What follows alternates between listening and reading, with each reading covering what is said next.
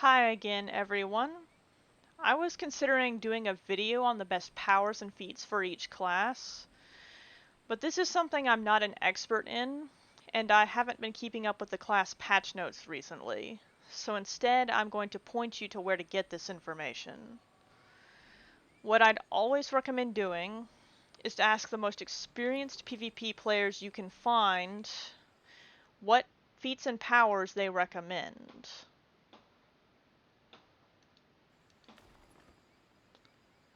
Ideally, you are able to ask more than one person or the very best player for that class that is still active.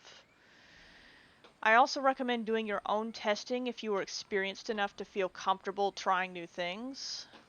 You can also check in various discords for PvP build screenshots or guides on each class. Right now, generally everyone running the same class uses the same powers and feats as each other with only minor variations. Some classes also have at least one or two powers that are so obviously best in slot that they never leave your bar. A good example is the Repel and Counter power on Wizard.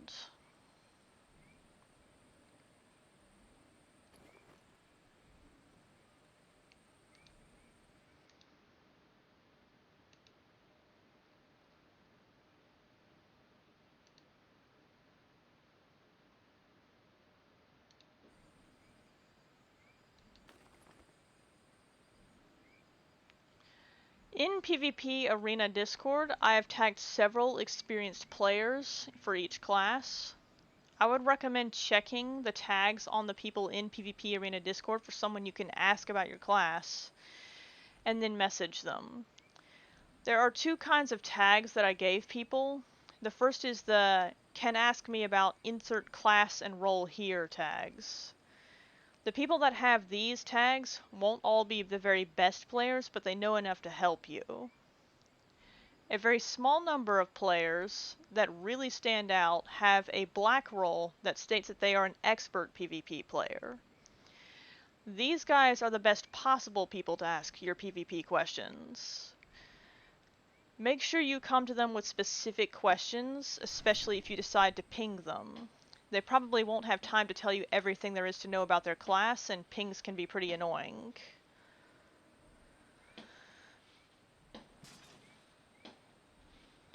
Real quick, I'll also show you what feats and powers are best in slot for Rogue right now, since that is what I am an expert in.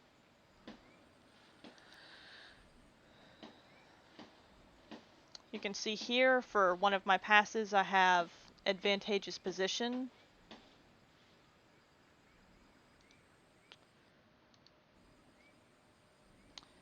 This is what I would suggest using if you're trying to make a competitive whisper knife. Like in general, this is a really safe passive to have on for most versions of whisper knife. And here I also have skillful infiltrator because you do want some movement speed, and the critical strike is nice too. I also have Lurker's Assault. Now, you don't tend to use Lurker's Assault as often as the Hateful Knives daily that I have over here.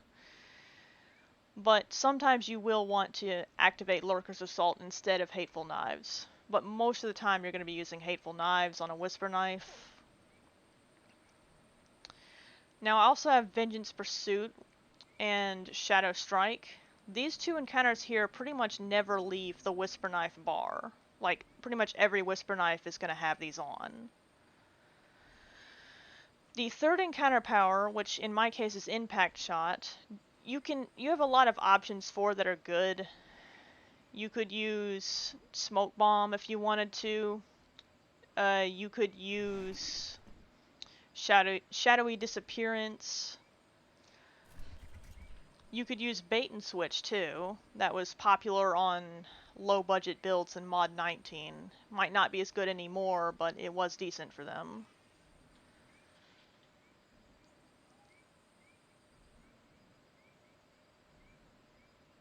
And in some cases you may want to consider Lashing Blade, but honestly I've never encountered a situation where I've needed it.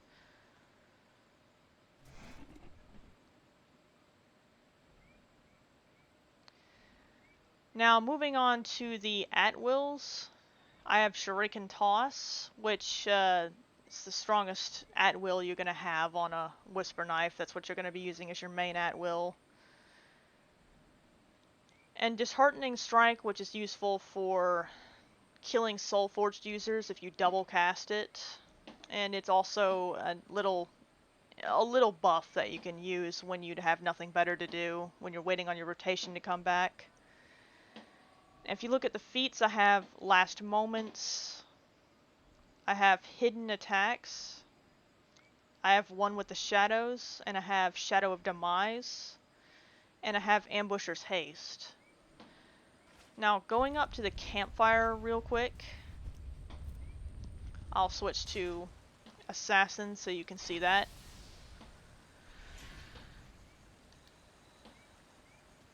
For Assassin, I use Tenacious Concealment. Like, this is pretty counterintuitive. Like, out of all these passives here, probably the last one you would think about is whether or not Tenacious Concealment is worth running. But Tenacious Concealment has actually proven to be a really reliable passive that I'd recommend everybody to use if they're running an Assassin. And Skillful Infiltrator, that's like same one that I use on Whisper Knife.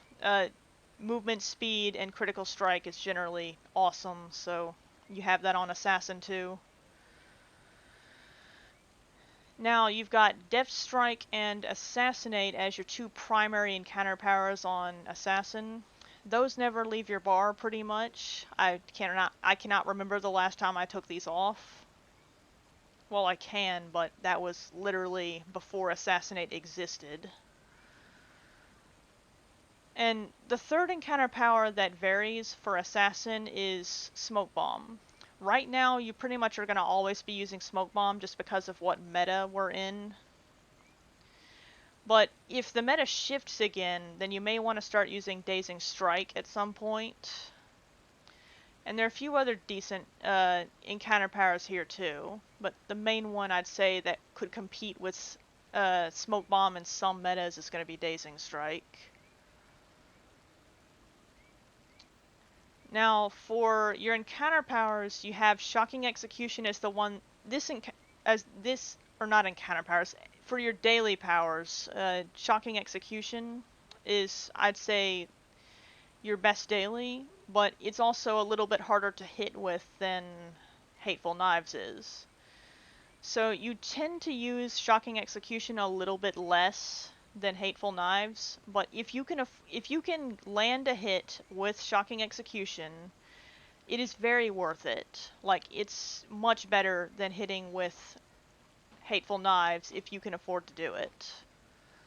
Hateful Knives is when you need a quick reactionary power, which is most of the time, and that's also got a crazy range on it. You can see it's 82 feet. So if you need to hit someone really far away with very little chance of them dodging, then you would use Hateful Knives. But the high risk, high reward power is Shocking Execution. And lastly, you have Gloaming Cut as your main at-will right now.